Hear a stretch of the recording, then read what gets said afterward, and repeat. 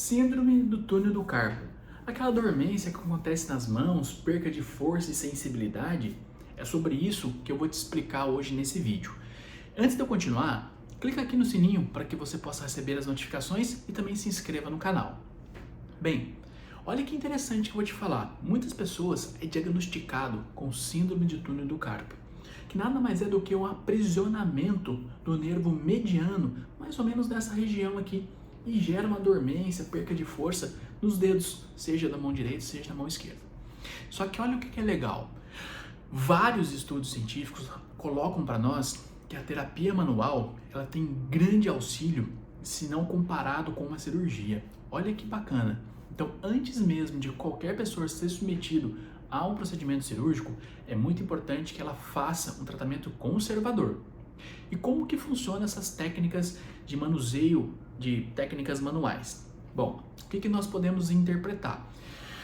Preste muito bem atenção nisso, que eu acredito que seja um divisor de águas para você. Então vamos lá. Lembra que eu te falei que aqui no túnel do carpo passa o nervo mediano e você tem que entender o seguinte: se ele passa aqui, ele sai de algum lugar. E o lugar é lá do pescoço. Então ele sai do pescoço e tem um trajeto que ele faz para chegar até a mão. Então entenda da seguinte forma: antes mesmo de você tratar um local específico, entenda que esse nervo tem um caminho. E alguém no caminho pode também tensionar ele. Olha para minha blusa. Imagine que eu puxo a minha blusa nesse sentido. Você concorda que gera uma tensão? Por mais que a tensão esteja aqui embaixo, eu estou puxando aqui em cima. É o mesmo fator da questão do nervo. Então, se eu tenho uma tensão do nervo aqui embaixo, eu também posso ter algum aprisionamento desse nervo na região do pescoço, do peitoral, do próprio braço, do antebraço e aí sim chegar na mão. Então você pode pensar em avaliar o seu paciente de uma forma bem ampla e bem dinâmica.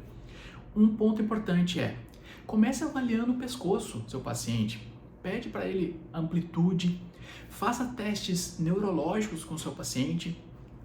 Um bem clássico é chamado de ULTT1, ou também chamado de nervo mediano, tensão do nervo mediano. Então, de frente para mim, eu sempre começo esse teste utilizando o membro não dominante, ou seja, não dominante à patologia. Ou seja, se eu tenho a síndrome do túnel do carpo na mão direita, eu começo pela esquerda. Se eu tenho na esquerda, eu começo na direita, para eu ter uma percepção. Então, olhando de frente, eu levo o braço lá atrás e vejo quanto meu paciente consegue ir e se ele apresenta algum sintoma. Até aqui, tudo bem. Então, é o braço não dominante. Agora, vamos supor que a minha mão direita seja a comprometida. Eu vou fazer o teste, ai, aqui doeu, e apareceu os sintomas lá em cima. Ou seja, existe uma tensão de nervo. Então você também tem que trabalhar lá na raiz, trabalhar o pescoço do seu paciente, tá? E você pode aplicar técnicas de mobilização articular, técnicas de relaxamento muscular, como a liberação miofascial, entre outros. Mas o que eu quero que você entenda?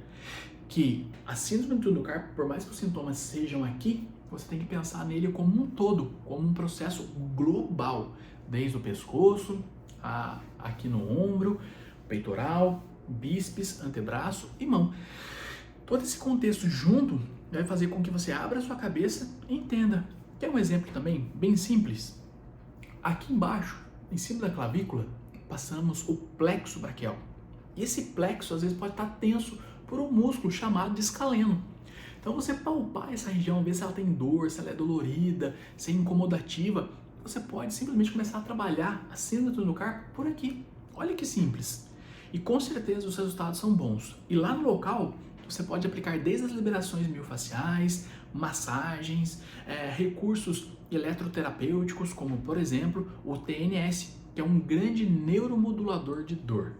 É um ponto muito importante e agrega valor para você.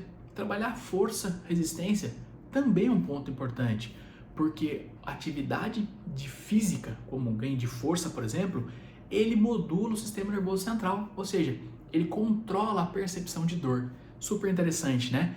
Então comenta aqui para mim nos comentários, veja se você ficou com alguma dúvida desse conceito como um todo, e vamos lá, vamos responder tudo isso. Um abraço e até a próxima!